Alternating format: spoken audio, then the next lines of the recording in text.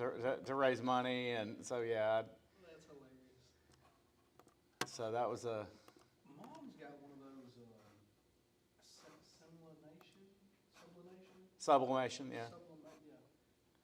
I need to get that thing out and make some shirts and stuff. That's one thing that I keep wanting to do for a podcast, but I never get on there and do it. And I don't have the eye for like this little design stuff. I can somebody could probably do it better than me. But Yeah, you just need to find somebody who's like a good shirt designer, because that's you can do as much as you want now with DTF, which is so like I started doing die-cut vinyl back in the day, yeah. and you had to cut each individual color, and then if you wanted to layer it, you can layer it and come up with your design. And you could do whatever. It was just extremely tedious. And now they have it to where I don't know if it's sublimation or what, but you can literally take an image, as many colors as you want, and they have printers that print it onto film, and then they'll even cut it out for you and send it to you, and you just heat press it. And so it's still iron on, but I mean, as far as like design wise, you can just do as much as you want to now. What did y'all do for the shirts that y'all have out there? The Agape shirts? Yeah. Yeah, so that was RC Graphics. I just came up with that vector image and went from there. Okay. So I need to work with somebody, see kind of what a price would be to get a lot of So you can, I mean, obviously with anything, quantity is gives you price breaks. Mm-hmm. And so I want to say, like I did custom ink shirts for the Night and Shine shirts. You can design everything online, or get them to help you design it for a small fee, and that way you know it's going to be like probably cutting edge if you get a good design. And then they'll even print them and ship them to you, and it was like $16 a shirt. So I mean that's reasonable if you're just looking to break even. But if you're looking to make a profit on them, like it'd be all just like, hey, just to break even, just yeah. to get more. I mean, RC Graphics can do shirts for like $8 a piece if you get enough of them. Look at my iPad, I forgot it in here. Oh, we'll get started.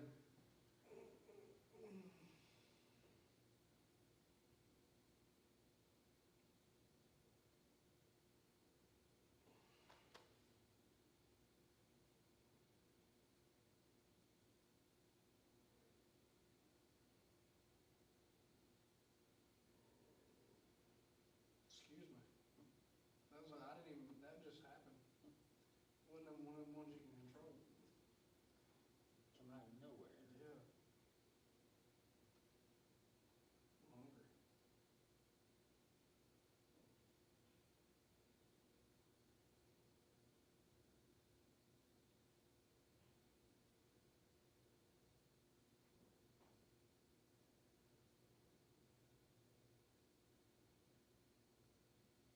Y'all been busy, man? He's been figuratively busy. It's getting that time of year for us, still starting to tie up. Well, that's good, ain't it? Yeah, it's just a lot. Hey, if I give you some checks that are written to like Agape and stuff like that. Yeah. Can Miss Cheryl cut me, or Mr. Vaughn cut me a check for me?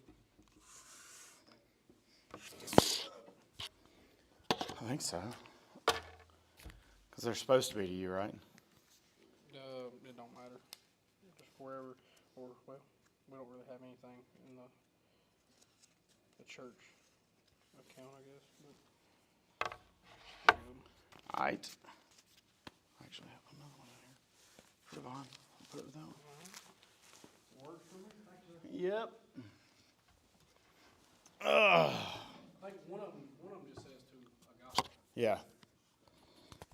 Okay. I think I'd have problem catching that. You'd be surprised.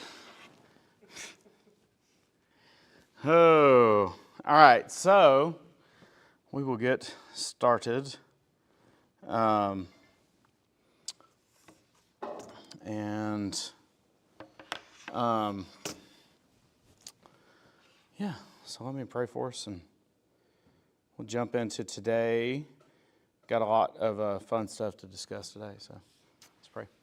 Lord, thank you for just what this day has been already, and we thank you for what it's going to be as we continue to fix our minds on being the ambassadors that you've called us to be, and to understand the way that you've designed this world, to understand the way that you have created the world to function and to work, and for us to receive it. And so, Lord, give us eyes to see today, and we just thank you for what you're doing, and thank you for these men, and I just pray your blessing on our time together today in Jesus' name. Amen. I didn't even ask, did you get a good response as far as donations go? Yeah, I think so more than enough to cover what went into it, and also Albanon's stay. Cool. And listen, I mean, even though it's about a 15-minute drive, if he needs to, I've got access to 2 lake houses right down 79. Staying at the golf course. He's on Shawana. Mm-hmm. Okay, cool. The Airbnb there. Nice. That's great. So I got it a little bit cheaper, but Yeah. that today covered everything, supplies and what that would cost. And then, of course, admission is taking, that's what I'm Yeah. gonna dive into, for his speaking cost. Well, free is the cost of ours. So it's, if you, I mean, I'm just saying, if you ever need that. All right, so let's recap a little bit, and then we are going to look at a different element of worldview today. And so we've talked about worldviews, from this, from the aspect of understanding the concept, understanding what makes the Christian worldview explicitly Christian, meaning that it's biblical. And then we also talked about last week as worldview as a set of propositions or beliefs. But the reason that we went deeper is because sometimes the way of thinking about it, that way of thinking about it, makes it seem like beliefs are disconnected. And so we talked about worldviews, secondly, talked about worldviews as stories, as narrative descriptions of why things are the way they are in the world. And just to understand how we're narrative-driven creatures. We're always compelled by story, but there's something even deeper for us today that I'd never really even thought about. I mentioned last week I wasn't sure where we were going, and this just became very clear because we're in a day and age where pluralism, which is just the belief that many different perspectives are made to coexist, and they, even in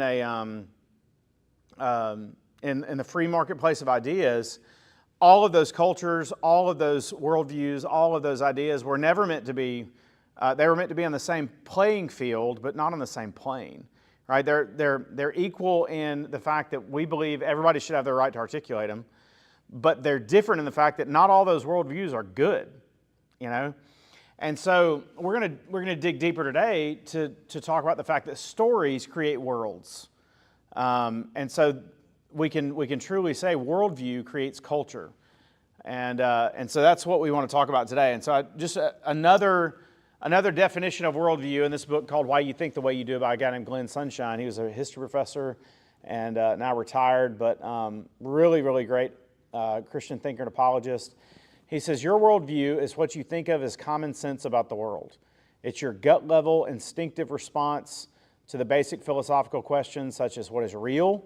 That is the philosophical area of metaphysics. What can I know and how can I know it? That's the philosophical area of epistemology.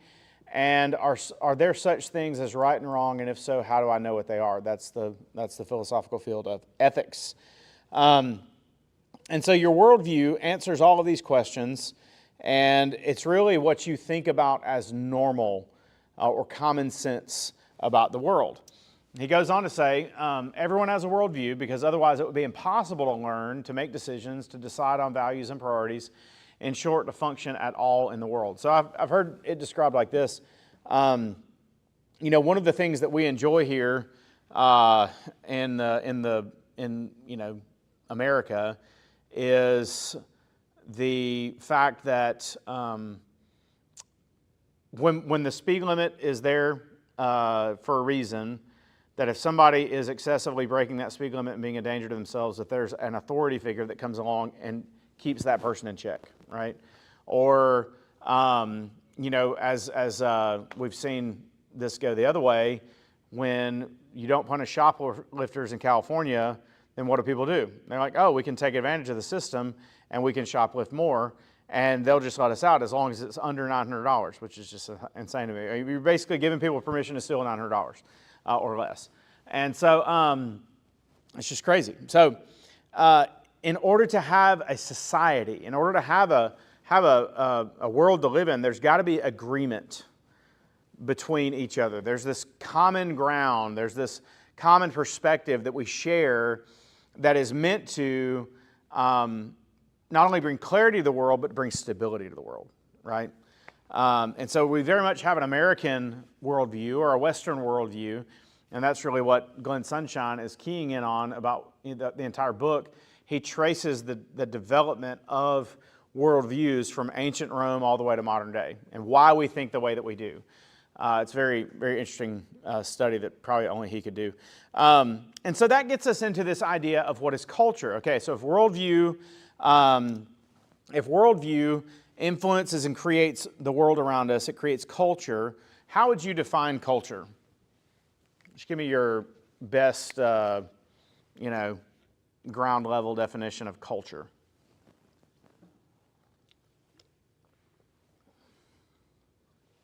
It's like one of those things you're like, I know it when I see it, but I'm not sure how to define it. How we interact with each other and why we interact. Well, and why we interact with each other that way? Yeah, that's good.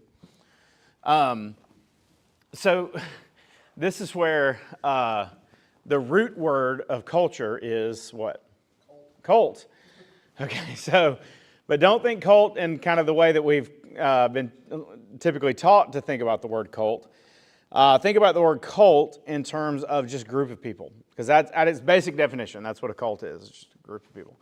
So a group of people, as they relate to one another, Jonathan, like you said, they create culture, right? Cults create culture. So culture is a collective expression of beliefs, values, customs, behaviors, and artifacts that characterize a particular group of people. So we have talked about culture, and we've defined worldview. We've defined both of them. So let's think about the definitions together, okay? So culture is the collective expression of beliefs, values, customs, behaviors, and artifacts that characterize a particular group of people.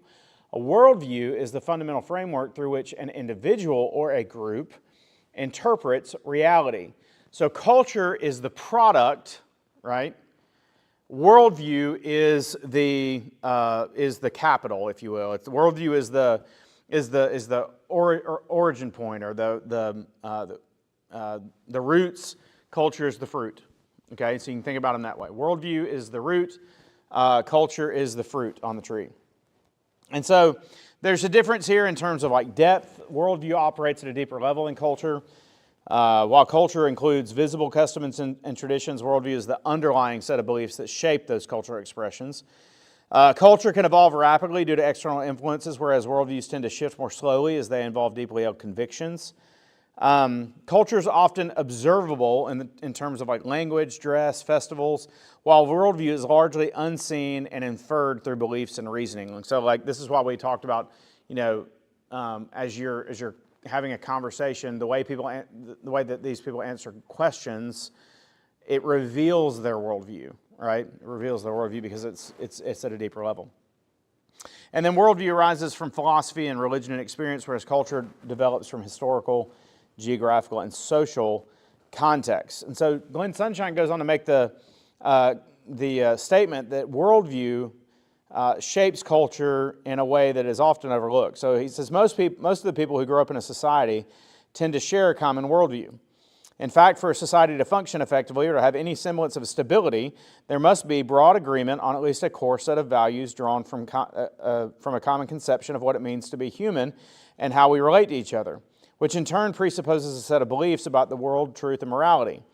Even cultures that value pluralism operate from a worldview consensus that holds pluralism as a value and sees certain kinds of differences between people as unimportant to society. So let's bridge that definition with modern day news headlines. Is Donald Trump a racist for declaring that English should be the official language of the United States of America? Why? Why is English as our primary language so important? Right. And why is it necessary for the majority of the population to speak a common language? Get stuff done. I mean, how else are we going to understand each other, right? I mean, Babel, when the languages are confused, it literally drove them apart. So a common language is going to bring us together. And it's not just language, it's values. It's all these other things that are within worldview that it's not xenophobia, which is the fear of other cultures, right? It's not ethnocentrism, right? Of saying that English is the greatest language. I mean, I don't know. Donald Trump may say, it's the greatest language of ever. That's my Trump impression. He might say that, but we're not saying that. We're just saying in order for us to function as a society, there's certain things that we say we've got to have these things in common, and there's other things that we say that's unimportant, right? So skin color, unimportant, right? Social status, unimportant. Even though you can tell Trump wants those people who can pay the $5 million for the gold green card, or whatever he's calling it, to become like fast track to citizenship. But you got to speak English, right? That's going to have to be one of those. So all those things, we understand this is how society operates. And we don't often connect worldview with these cultural elements. And so he says to understand, Sunshine again says to understand a culture or a civilization, you have to understand its worldview, since all of its successes and failures are largely the product of the basic ideas that shape society, okay? And so that's why we want to go from talking about worldview to talking about culture. And so let's just think of culture as consisting of these four different elements, okay? And I was like having a mini crisis. I was like, did I talk about this last week? And I'm not sure if I did or not, but it bears repeating because of the depth that we're going to go into it today. So culture is made up of beliefs, these pronounced ideas that are embraced as common sense. And this is where you get into professed beliefs versus lived out beliefs, right? People may not always live what they profess, but they always live what they believe, right? So this is where, there's been a cultural push to have climate fear and anxiety as a core component of our worldview to press us into different actions, right? But the problem is that whenever they have the climate summit, right? They fly all their private jets. They have all their fleets of vehicles that are burning gas. And to even hear John Kerry try to justify, well, I mean, I'm flying all over the world and because I've got to get this message out, right? And it's like, bro, have you ever heard of Zoom? And so it betrays what they actually believe, right? For people to say, oh, the sea level is going to rise and they're going to take over this area of land or whatever, and then you see former President Obama buy a house right in the ocean, right? It's like, okay, you don't believe that, right? And I know Rick and Bubba always talked about Ed Begley Jr., who was like an old actor. When they met him, he was like one of these climate alarmist guys, and he rode a bike everywhere, right? He was like, I've got to do something even if it's only me. So it's like, okay, he actually believes it, right? The rest of y'all just saying you believe it. So it's not the beliefs that are professed, it's the beliefs that are actually lived out. That's why we can say that the culture of Agape is to worship God, love people, make disciples, and make a difference all day long. But that's the vision of agape. But the culture of agape, if we're not actually worshiping God, if we're not actually loving people, if we're not actually making disciples, if we're not actually making a difference, then we really don't believe that, right? And that's where you kind of get in the prophetic, area of calling people to actually live out what they believe. But then you got these beliefs. They're intangible, but artifacts are tangible. The cultural artifacts are these tangible elements that promote the ideas that are valuable or that are central to the worldview that creates that culture. And so we were coming up with, this is really fun to do with like a church, right? And so it doesn't have to be agape, but what are some of the artifacts, the tangible elements that promote the ideas associated with stereotypical church culture? We pews, yeah, right. Pulpit, certain type of dress, right. So suits and ties, choir robes, right. Is a big part for some people. Even the way that we do the service, on Sunday morning, we don't have a mass where we re-crucify Christ. That's an artifact from the Catholic Church. The crucifixes, we don't have pictures of Jesus around on a cross, right? Because he's off the cross. And so these are the artifacts, right, that they show what we really believe. And even getting into the culture we create. So like if you kind of hear me say every now and then about sit anywhere you want because there's no assigned seats in here, right? The reason we say that is because if you go to certain churches and you're sitting in somebody's seat, their quote unquote seat, right? They give you kind of a snide look or like ask you to move, then the belief that you're absorbing or intuiting from that person is that you don't want me here. Or you want me here as long as I don't sit where you're supposed to sit. So, it's like, what are the unwritten rules? That's what they actually believe. So these artifacts, they actually are tangible elements that promote the ideas, but then even those beliefs and artifacts have champions, or what we might call them in the modern day, influencers, right? These are the people who champion or put forward the ideas, they defend them, they really try to shape the status quo to where everybody's following the ideas, right? And then you ultimately have institutions. These are systems that teach and propagate the ideas to perpetuate the culture. If you want the culture, you've got to have the institutions to create culture. So everybody talks about when in the 70s and 80s that the Republican Party went after the media and the Democrat Party went after academia.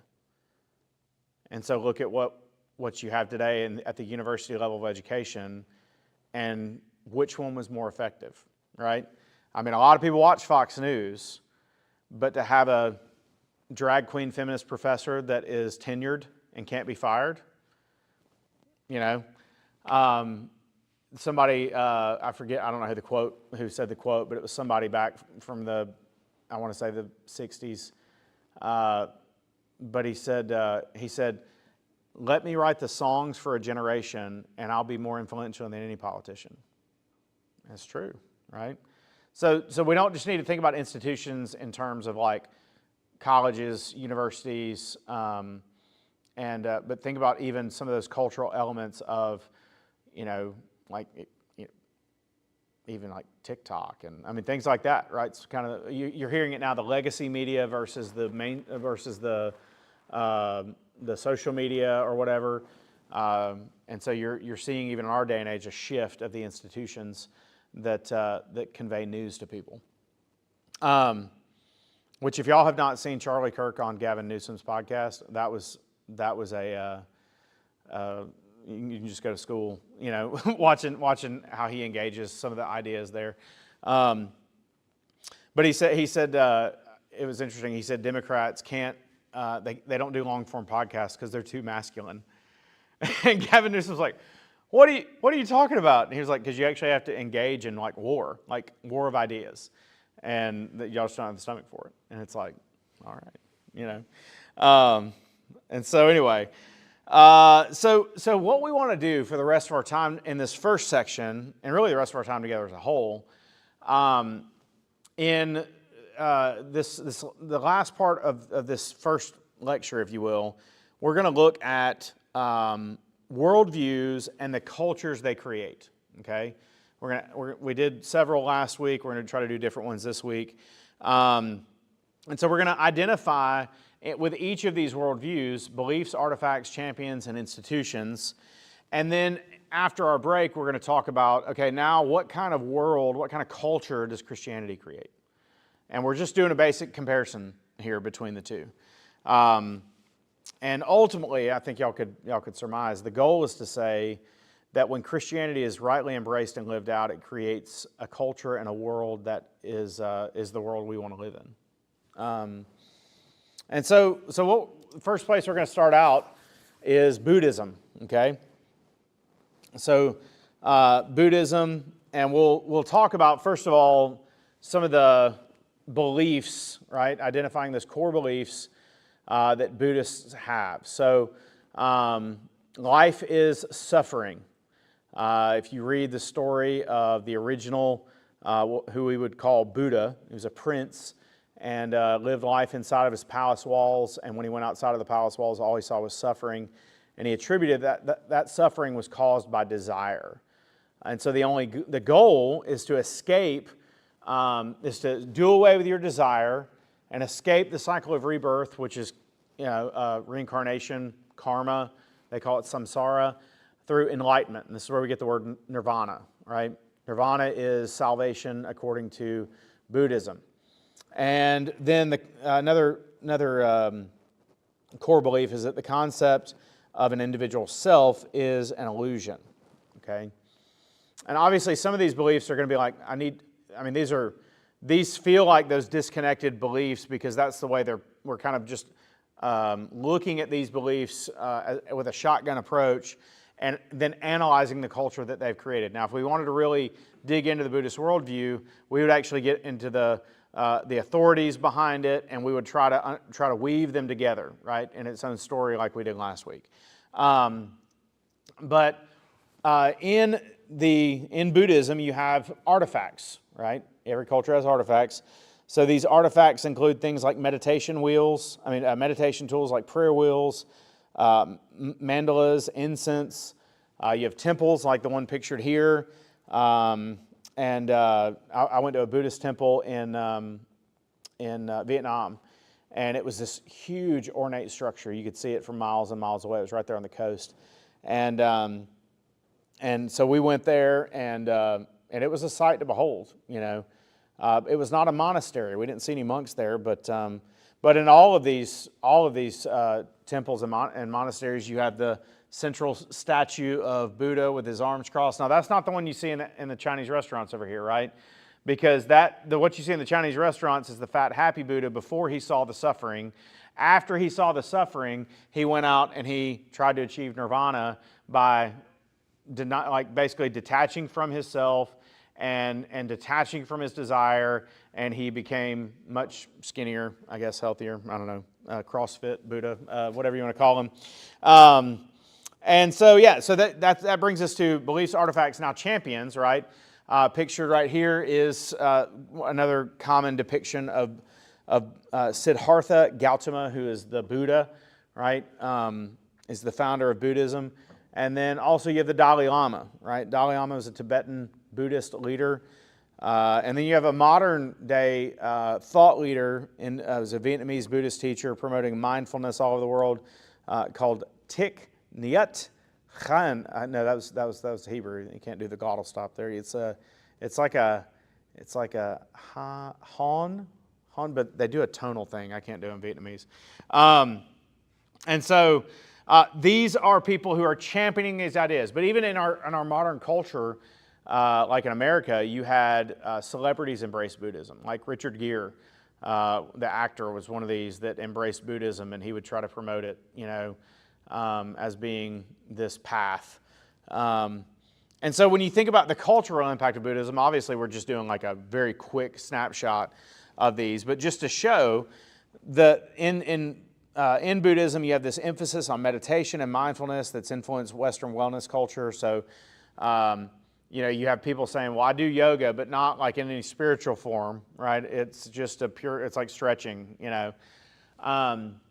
So you have things like that are kind of potentially innocuous, even though there'd be some Christian leaders who would be like, no Christian should ever do yoga, because it's, then you have the Babylon Bee headline about like, man changing tire accidentally hits yoga pose and is possessed by a horde of demons, So it's like you have two ends of the spectrum there. It's like, it's just, we're stretching. That's all we're doing. And over here, it's like, oh no, that's associated with Buddhism and you'll be, demon possessed if you do them. We want to be right there kind of in the middle, wherever the middle is there. But then they have, so then think about these though. The belief in karma. Right? If you have a belief that your present suffering in this life is due to something that you did in a past life, what's that going to do to your attitude about people who are suffering? You're not going to be able to have empathy. Yeah. Be like, yeah, you deserve what you get, right? And so, the belief in karma tends to blame suffering on the individual and really diminish the presence of evil because it's just desire, right? They kind of treat desire as something that is something detached from any morality, right? But then they encourage complete detachment from self-identity, and so there's just this asceticism, self-flagellation, which is just like self-harm. In Buddhism, and also in the one that we're going to talk about next, that is not. It's like, okay, I'm going to do my best not to compare Christianity just yet, right? But you're essentially treating the material human being in front of you as if their body is evil and needs to be completely devoid of anything. You need to completely avoid all these things over here, and so it's really a religion of don'ts, To reach nirvana is a very difficult path, right? Wasn't there like a heresy in Christian belief earlier on that was like that? Probably so. The flesh to be. Oh yeah, that was the Gnostics. Yeah, Gnosticism, and that was what even some of the Corinthians and the Galatians were being tempted with. That material, physical material creation is evil and needs to be done away with, essentially. Could have had its roots in an early form of Buddhism. I don't know. It's probably a timeline difference there. But okay, another one that's popular, especially in the East, is Hinduism. Right? Hinduism has beliefs like specifically karma and reincarnation, and so actions in this life affect our future lives, and then there's also this locked-in idea of dharma, right, where you as an individual must fulfill your social and religious roles. It's a duty that you have, and this is the system that you're stuck in to serve the gods, right? So in Hinduism, it is polytheistic, meaning that there are a huge number, estimated up to 330 million gods, and yet there's a monism where they have many gods, but yet all reality, like everything around us, is ultimately connected to the Brahman, which is the big G God in the system, okay? But it's not even really, don't think God in terms of a person, just think of it as a presence, And so they go in between both. Now, their artifacts in Hinduism, they have Hindu temples with intricate carvings. They have religious texts like the Vedas, the Upanishads, the Bhagavad Gita. And then they have festivals like Diwali, which is the Festival of Lights, or Holi, which is the Festival of Colors. I know one of those started recently. But they also have their champions, right? Now, their champions include mythological heroes like Kali, which is probably not a champion. Kali was the god of death. But then Krishna, Rama, Shiva, Vishnu, these are all key deities in Hindu devotion. Like, I remember when we were in India, we went to Delhi, and I forget what temple we went to. First of all, there are statues like this all over the city, huge statues all over the city. And then they actually have temples that are associated with each one of these deities. And like, you want to talk about massive humanity, offering, like we saw children being laid at the feet of the deity. I mean, they didn't leave them there, but like kind of their attempt at saying, of appeasing the gods, offering their child. Of course, there's money everywhere. There's food everywhere. And there's these priests of this specific god who are taking this all in, and I guess I don't know what they're doing with it, but like that's what they're there for, right? And so they'll look at those as some of their champions. But then in terms of a political champion, the one that's on all the money in India is Gandhi. He basically integrated these Hindu ethics into political activism. He went on hunger strikes in prison, became extremely gaunt and skinny, and tried to fight for justice.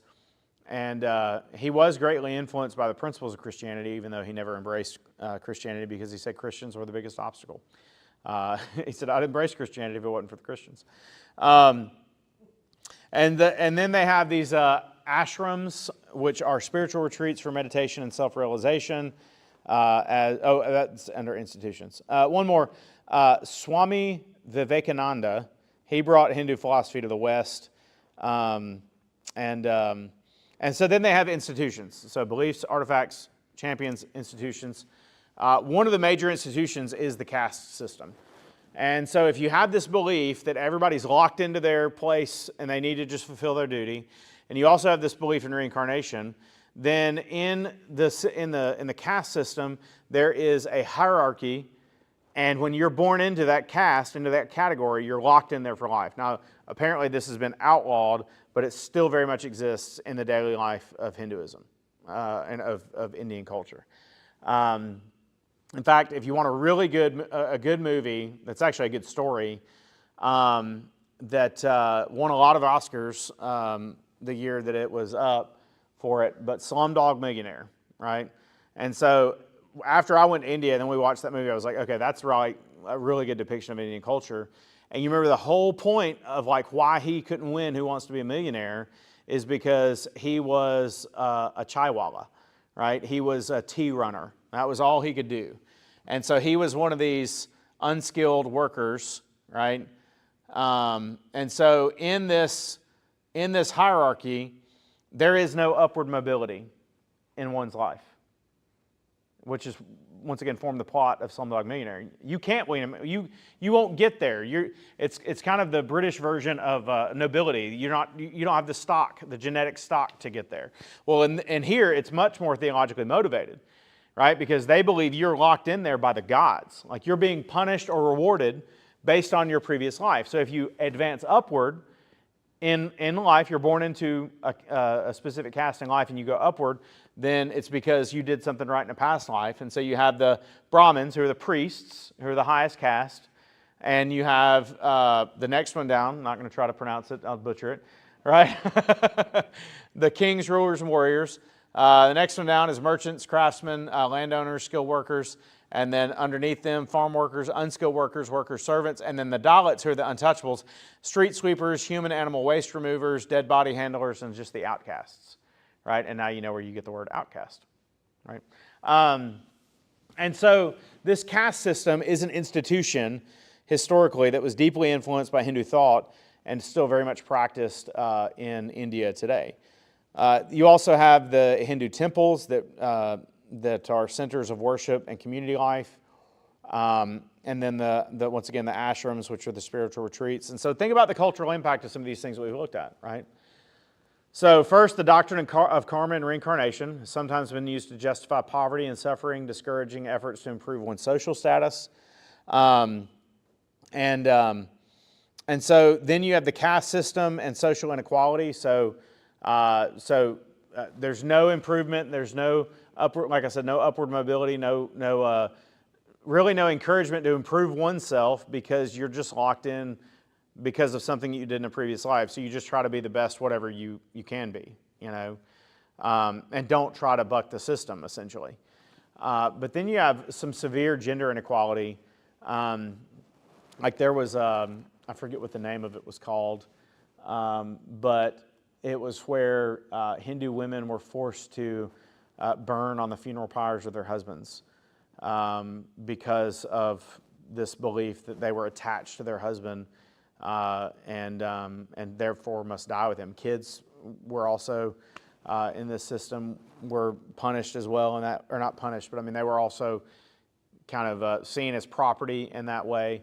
And I'll give you another heart-wrenching story, and it's one that, you know, if there were women in here, it'd be much harder for them. But like, I took a group of women to India in 2014, and we went to Delhi. And the first time I went to India, when I met Mandy, we went to Chennai, which is a city more in the south. So Delhi is the capital of India. And one of the reasons that we went, we engaged a bunch of people from our community, our church back in South Alabama, and we used like the sewing ministry to create these kits for these that we would go and pass out to women over there. And so it doesn't matter where you are in the caste system, right? A woman's period or menstrual cycle is seen as this voodoo, taboo, don't talk about it, just ignore it. So that means there's no market for feminine hygiene products over there in India. Even the wealthy women use like coconut husks and newspaper and all this kind of stuff because no one ever talks about it. It's taboo. You just do not talk about it. And so these missionaries had found kind of a bridge that they could build with some of the Hindus there to go and tell the story of Jesus being healing the woman with the discharge of blood. Now you think about how we look at that story and it's just like, oh, cool, you know, Jesus healed this woman.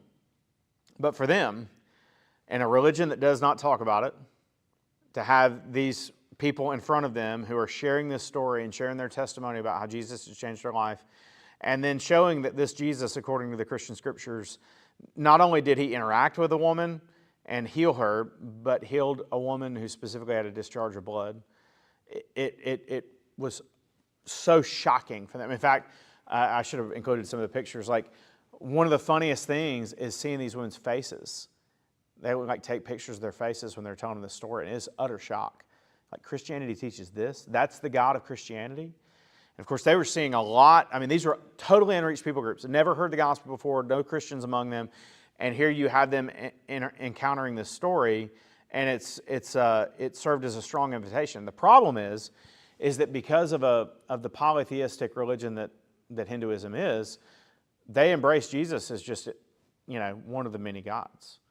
In fact, they were told us, they're like, be very cautious, you know, in sharing the gospel with a Hindu because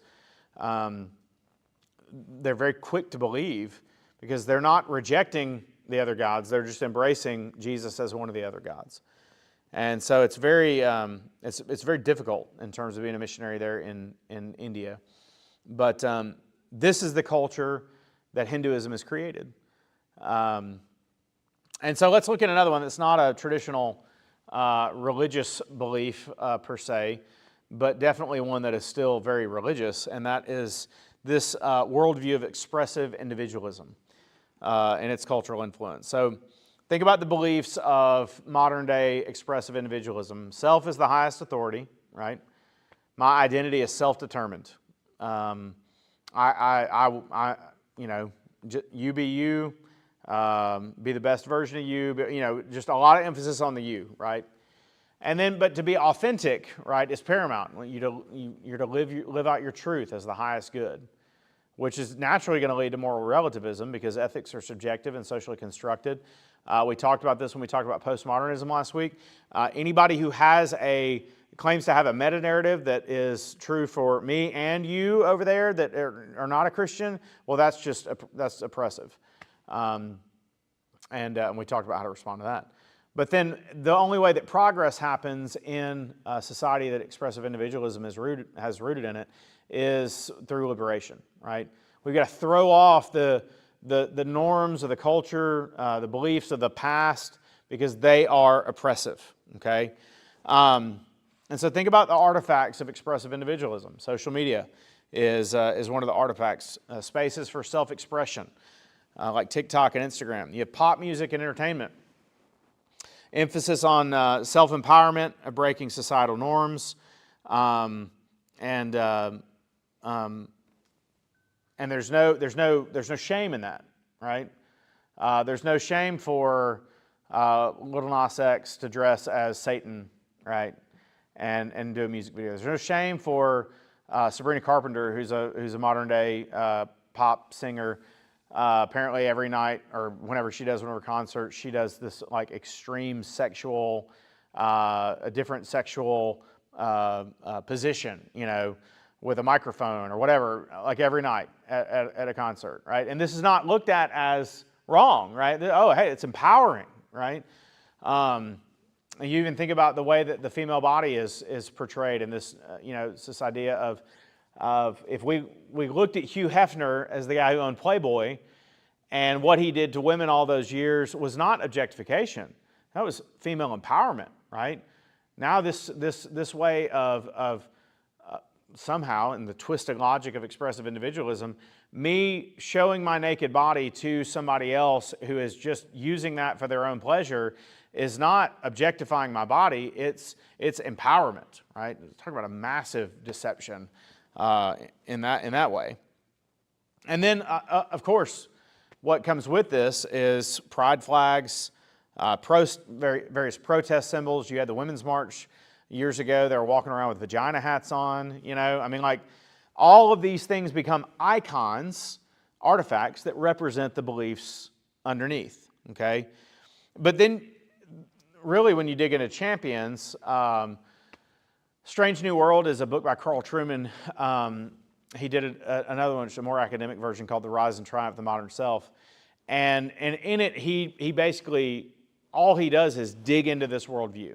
Like, where did expressive individualism come from?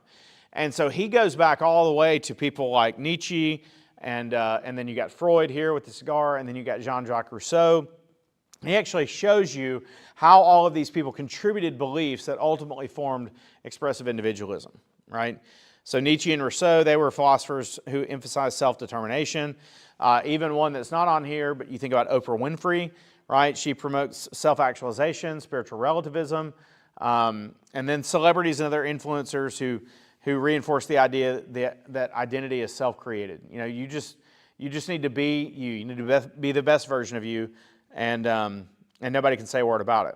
And then the institutions that fortify these things, think about secular education systems that emphasize personal choice and relativism, media and entertainment industries that promote self-expression as a core value, and then even the legal systems, right? We've seen a little bit of shift in the recent days about this, but the legal system that increased emphasis on subjective identity, right?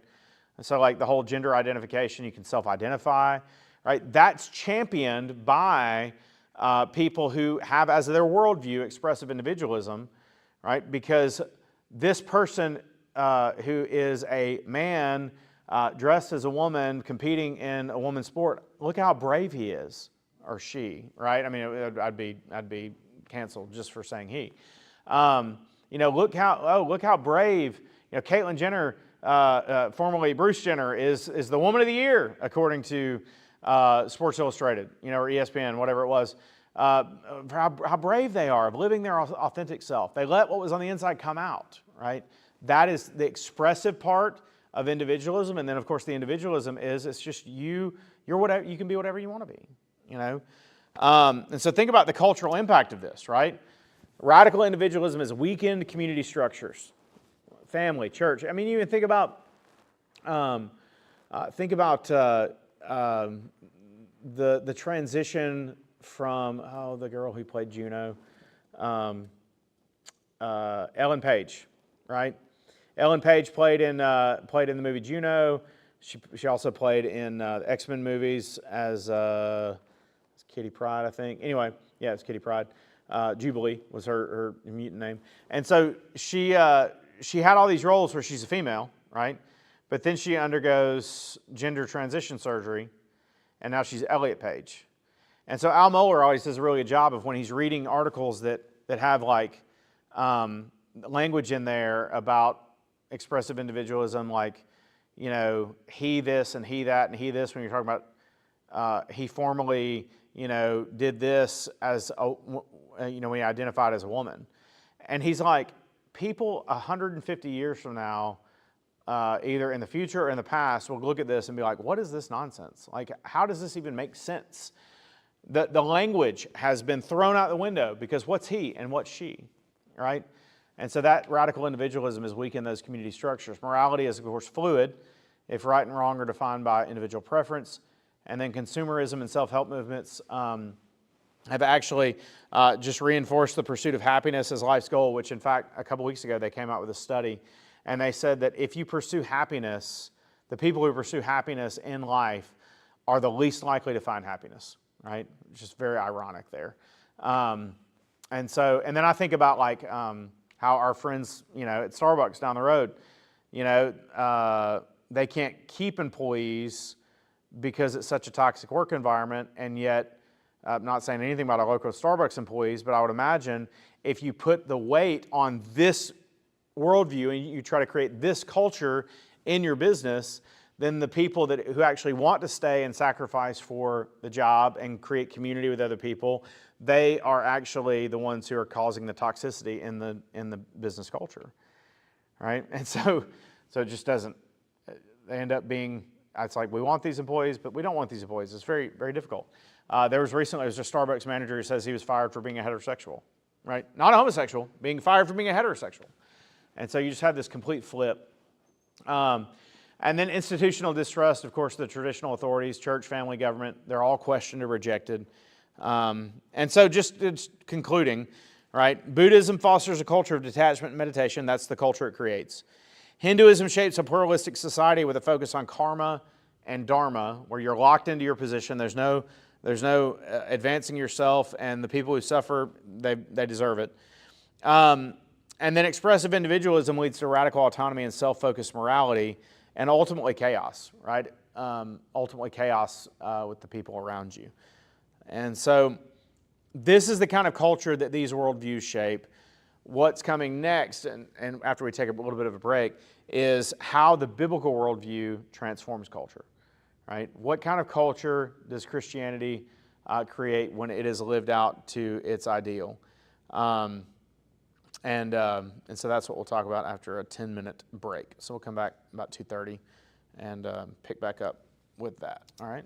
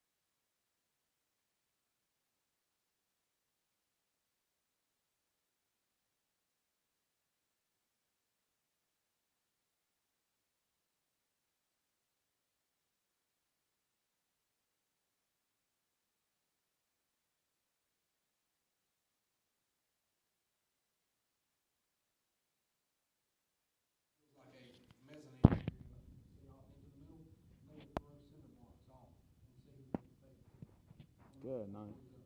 Just for India. Wow. And you know, and that's not right. I don't think that's correct, right way of view. But I'm not going to change the block. Right, exactly. And that's actually where we kind of get into this part where, you know, the people that rail against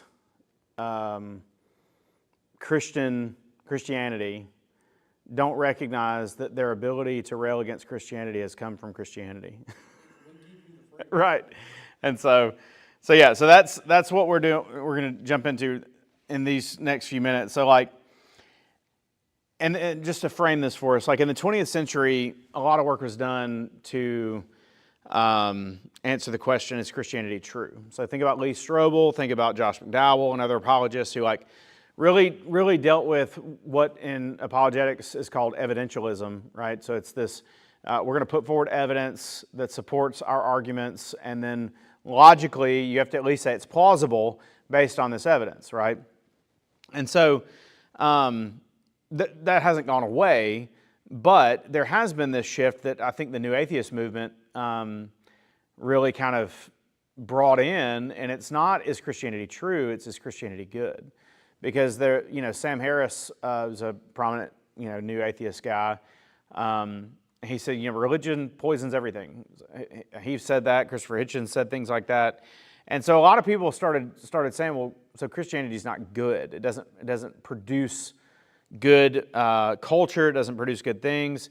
And we mentioned last week, we said, why is it that Western European and American cultures developed the kinds of science and medicine that we've developed, technology that we've developed over the last several hundred years, and not the worldviews of Eastern culture? Why not Hinduism? Why not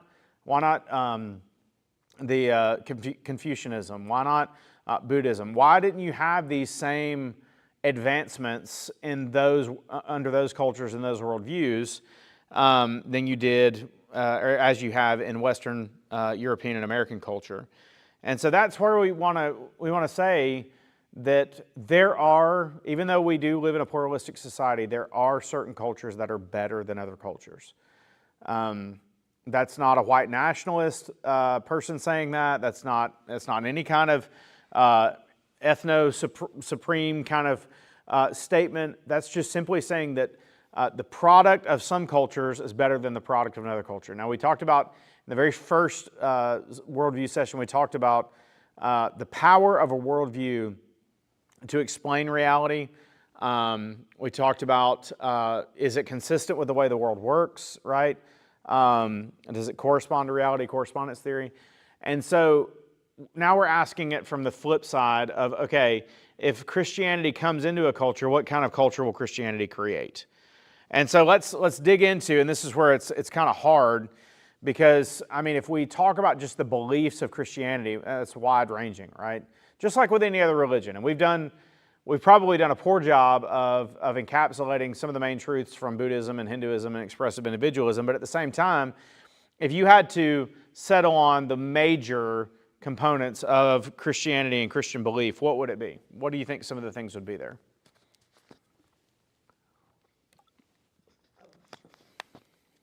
Say that you would say, like what comes to mind is like the story of reality, like it would explain those steps, and I guess it would be like we love God. Okay. We love people. Mm-hmm. We want to see people return to love God for themselves. Right. And to help them out. We serve. Mm-hmm. And see, all of those statements that you're making are statements of impact, right? I mean, that's the impact of Christianity. But if you just had to summarize the beliefs, you're hitting around them. But like the belief in God as one God, right? As creator, He's sovereign over all human beings, made in His image. Sin's corrupted humanity. That's what's wrong with the world. These are all the ones that we've dealt with in the previous weeks. Redemption's available through Christ. You probably say things like objective moral law is grounded in God's character, not in our own feelings. History is linear, with a beginning, a purpose, and an ultimate culmination in God's kingdom, and the salvation is by grace through faith in Christ Jesus. So it's just this little snapshot of beliefs there that Christians believe what we would call orthodoxy. So if you're going to think about the cultural impact of those beliefs, right, you would have to point at human dignity and equality, moral objectivity, hope and purpose, right? Those are going to be the impact of those beliefs. And so let's get into artifacts, right? The artifacts of Christianity would be the tangible things that point to those beliefs. So what would the artifacts of Christianity be? The cross, yeah. What else? The church. That'd be an institution. So think about, I mean, y'all got one right now, the Bible, right? Be a big artifact. You also have like just even the writings of other Christians that are not Scripture, but Calvin's Institutes of Religions, Augustine's City of God, Thomas Aquinas wrote the Summa Theologica, and then even like literature, so works of fiction that were written from a biblical worldview. You have Dante's Divine Comedy, Milton's Paradise Lost, Dostoevsky's The Brothers Karamazov. And this is where Christianity is you can evaluate it from this wide range of artifacts, including like architecture and art. So you're talking about churches like as a building even. Architecture communicates. Christian art, I mean, you go to the Last Supper by Da Vinci, Michelangelo's Sistine Chapel, music by Johann Sebastian Bach, Handel's Messiah, Isaac Watts hymns. And so that's what you see, the kind of culture that Christianity creates. Richard Dawkins, who was a evolutionary biologist and one of the new atheist guys, he said that he considers himself a cultural Christian because he loves Christmas. He loves Christmas carols, right?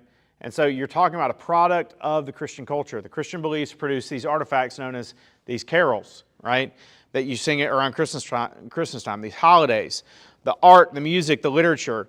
He's saying, I prefer the artifacts of Christianity and the culture they create versus the artifacts of Islam and the culture that they create, right? You also have the preservation of knowledge. The idea of libraries and history books and things of that nature. These monastic scribes produced classical texts leading to the Renaissance. You have the development of education. The Bible was central in early universities like Oxford and Cambridge and Harvard. You don't have a Harvard University in India. You don't have a Harvard University in China, right? You don't have a Harvard University in Indonesia or Russia, right? The reason being that the systems of education did not take off there like they did in Western culture influenced by Christianity. There was this idea of growth. I mean, you just think about a simple verse like Jesus grew in wisdom and in stature and in favor with God and men. So this idea that Jesus as the God-man came and he had to grow up on earth and he had to gain wisdom, he had to gain knowledge, he had to learn how to speak, right? So if that's why he came and he does that, then anybody can do that because we're all made in God's image. So all of these beliefs are interwoven and they ultimately develop the kind of culture that we have here today. You think about the different champions, right? The different champions. Oh, I guess I'm behind the slide. All these different champions of Christianity. Theologians and thinkers like we've mentioned. It's technically Augustine. I always say Augustine. Augustine of Hippo, right? He developed Christian philosophy and political thought. Thomas Aquinas, he integrated faith and reason, shaping Western thought. John Calvin, Martin Luther, they sparked the Protestant Reformation and influenced religious freedom. But then champions like people on the screen here, William Wilberforce, he led the movement to abolish the slave trade in Britain. Harriet Beecher Stowe, Frederick Douglass, they used Christian convictions to oppose slavery. Harriet Tubman up here was a Christian who helped. I mean, why help other people find freedom? It's not just because they have the same skin color. It's because it's a principle of human nature to crave freedom and not be owned by another individual. And where did that come from? It comes from God creating us in His image. Martin Luther King Jr., all of his civil rights activism was grounded in biblical justice. You have scientists and educators like Isaac Newton, Francis Bacon, Johannes Kepler, Jonathan Edwards. You have missionaries and philanthropists, William Carey, who was the founder of modern missions, George Mueller, one of those guys somewhere, that right down there. George Mueller, he provided care and education for thousands of orphans in Britain. You have Mother Teresa, who's I mean, synonymous with self-sacrifice and unconditional love, serving leper colonies in Calcutta, India. And she wasn't Indian. She wasn't birthed out of the Indian culture. So this is where, and Christians can sometimes be the world's worst out of it. We do what's called nut picking, and we choose the worst representation of Buddhism or Hinduism or whatever, and say, well, that's what it means to be a Buddhist or a Hindu or a Muslim, right? We choose the 9/11 hijackers, and that's what all Muslims are like that, right? You choose to have that view. I think we need to be cautious about that. We can look at people like Muhammad. We can look at people like Gandhi. We can look at other people who were the founders of religions, or people like the Dalai Lama, who are supposed to be the embodiment of these religions. And yet we can still compare them to Jesus, right? Who's the author and perfecter of the Christian faith. And so even the founders over here, they're imperfect, they're flawed, they're not holy people. I mean, there's a big thing about the Dalai Lama being a pedophile, that is not a popular view. But when you got pictures of the kid giving like open mouth kisses to kids, it's like, hey, okay, what's going on here? And once again, you look at the Catholic Church scandals, and you say, okay, is a priest living out the principles of Christianity and molesting children at the same time? Is a slave trader who is quoting the Bible while they're whipping their slaves embodying the principles of Christianity? And you're like, no, that's not what it looks like to live out the principles of Christianity. So we don't look at the outliers, right? We look at the people who embody the faith. They live out the principles, like folks on this screen here. And you see people who have reshaped culture and society as we know it because they fought for justice.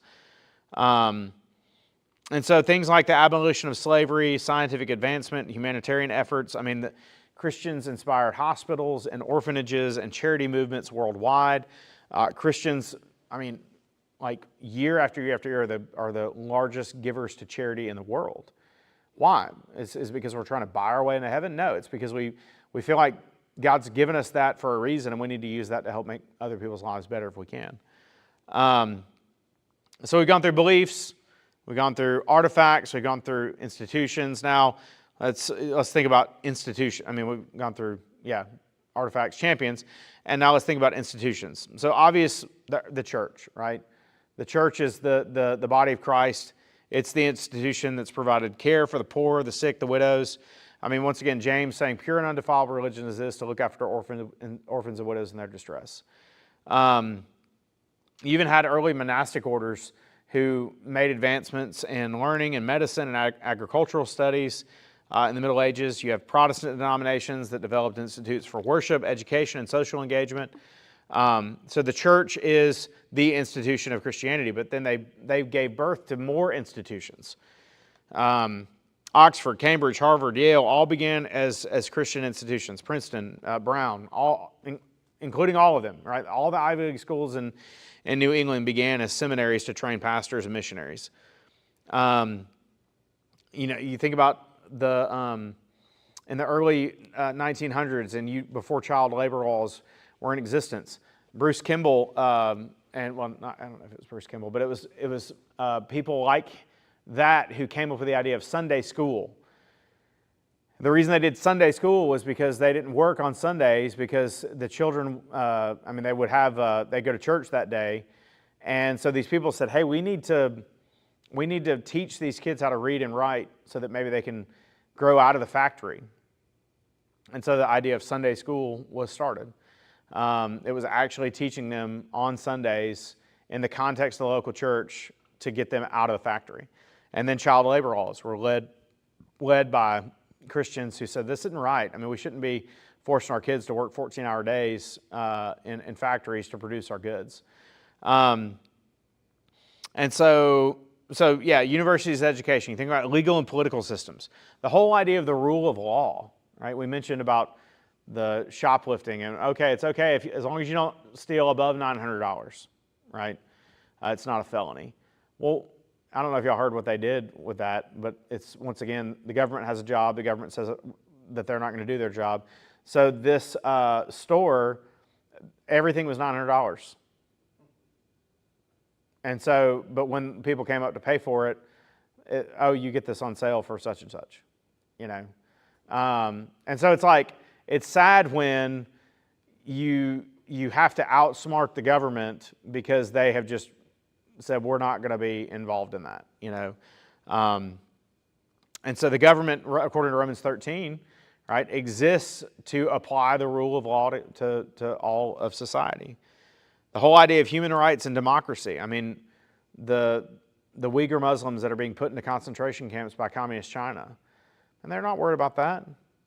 They don't have cell phones. They don't have TikTok. They can't make their plight known to the world. Why? Because they're not considered human by the Chinese Communist Party, because they have the wrong religion, the wrong skin color. You know, they have the wrong race.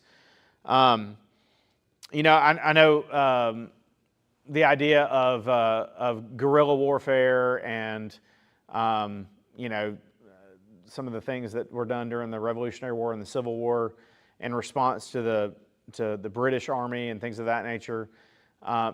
But you go and you watch these old movies and they line up on this battlefield, right? And it's just, they have the firing line and they're, you know, however many yards apart from each other and shooting each other. Even as brutal as that looks, they knew that that was better than fighting in the streets besides children, right? And yet, where do the Russian fighters, and where do the Hamas terrorists, and where do the Afghani terrorists take the fights? Take them to the cities to involve children, and they teach children how to be soldiers. And so why don't you have that in America? Because we recognize that there's a difference there. We recognize something called just war tradition, which is what that Christians came up with to figure out when a war was justified and when it wasn't. Developed by Augustine and Aquinas. And so charitable and medical hospitals, right? The first hospitals were founded by Christians in London and in Paris. Charity organizations like the Salvation Army, Red Cross, Compassion International. We talked about Alcoholics Anonymous when we were looking at Celebrate Recovery a few weeks ago. Started by Christians, right? Started by people who said this is the only way to find freedom. Prison reform and social justice. The reason, I mean, you think about when Paul was in prison, you didn't get any food, you didn't get any water, you didn't get anything else unless loved ones brought it to you. And yet we have people today who are trying to commit crimes to get into prisons because our prisons take care of the people who are there. Because we say it would be inhumane not to. Why? Because we still consider them made in the image of God, and we don't believe two wrongs can make a right. So we're not gonna starve people. We're not gonna treat them that way. And have we always lived that out perfectly? Have we always embodied that perfectly? No. But still, the idea of prison reform and social justice came from people like Chuck Colson. You know, it came from other evangelicals who fought for humane prison conditions. The Professor and the Madman, a really good movie with Sean Penn and Mel Gibson. And it's about the creation of the first Oxford English Dictionary. It's actually a really riveting movie. But Sean Penn plays the madman in the movie, and he's in prison, right? And yet he's a genius. Well, he's in prison for murdering this man out on the street that he didn't. I mean, just total murder, homicide. Didn't even know the guy, and so the movie is all about Mel Gibson's character, who's the professor. He's the one leading the charge for the first Oxford English Dictionary. We're going to try to create a dictionary of the entire English language, right? To unify, once again, common language. And so Mel Gibson's character learns about, they're getting all these letters because they ask people, send us words. And then when they get words and they can't exactly figure out how to define it, they've got people who are well-educated around that are, they'll put ads in the newspaper saying, give us your best definition of this word. And so they're getting all these letters from Sean Penn's character, the madman, right, who's in jail for murder. And Mel Gibson makes it his, mission to like lead this guy to Christ. So like I said, it's really a movie. It's a true story. Lead this guy to Christ and like to get him released basically like into his protective custody and have him work there in the little library where they put together the dictionary. And like the things that they subject Sean Penn to, like the electroshock therapy, I mean, all other kinds of just awful, awful things. The movie kind of brings that out, and you're like, wow. I mean, prisons have come a long way. Why? Because of the influence of Christians, you know. And so Christians created the first hospitals and orphanages. Christians developed modern education. Christians shaped modern democracy and law, right?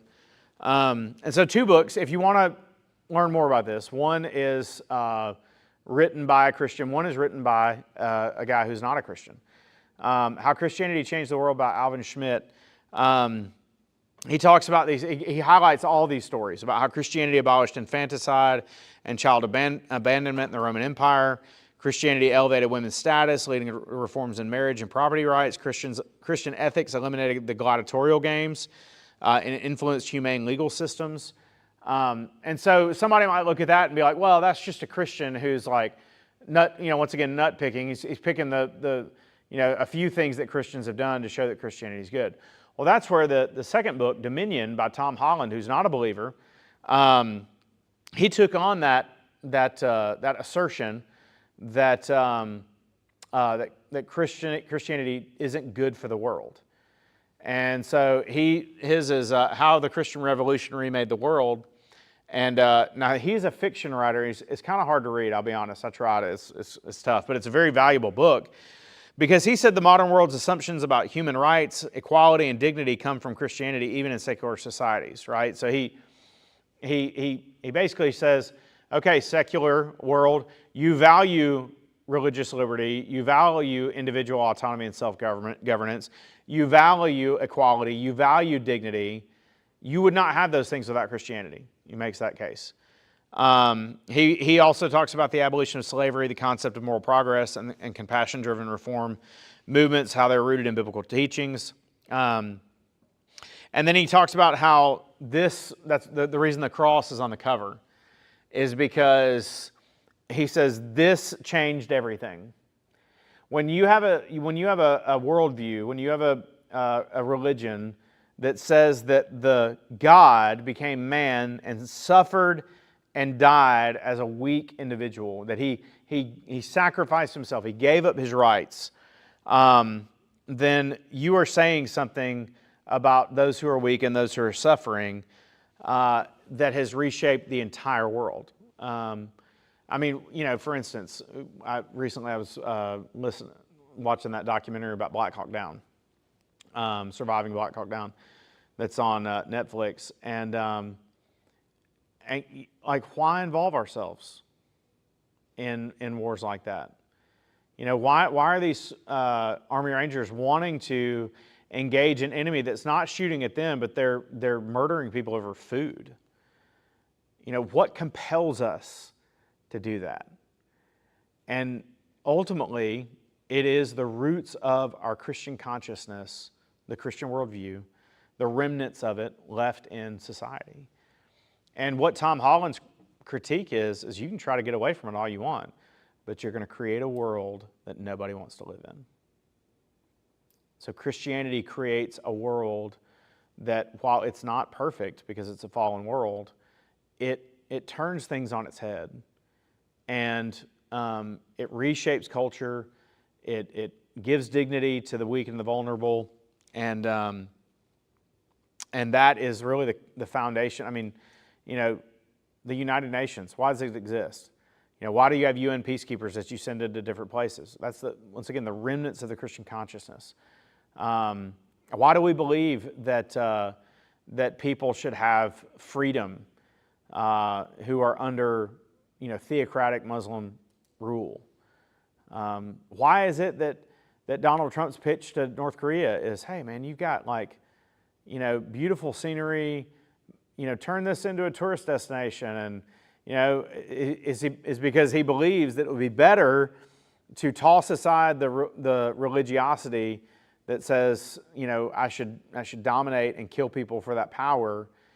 It'd be better to have freedom and for people to be able to earn their own living and get a better life, because ultimately they'd become people who contribute to society. But if you try to squash freedom and oppress people, then they're just going to rise up and eventually overthrow you. So all of these principles are one way or another rooted in the Christian story. It's a worldview that created a culture. When you think about it, like I kind of have these moments where I get in this like existential self-awareness of like, man, why wasn't I born in North Korea? I mean, how much of a blessing is it that I grew up watching Voltron and the Mighty Morphin Power Rangers, on TV, and getting a bike for Christmas and getting to play basketball and football and, getting to still have my parents around, as my parents have been active in church for all these years, and we never worried about persecution. People busting into the church on a Sunday morning to take us to jail. Why wasn't my life different? Even from the way it is from the person down the street, why was my life the way it is? And I think that those are the kind of questions that press us into embracing these worldview and culture creating elements that sometimes we lose sight of. And so anyway, lots of thoughts about that. But any questions, comments?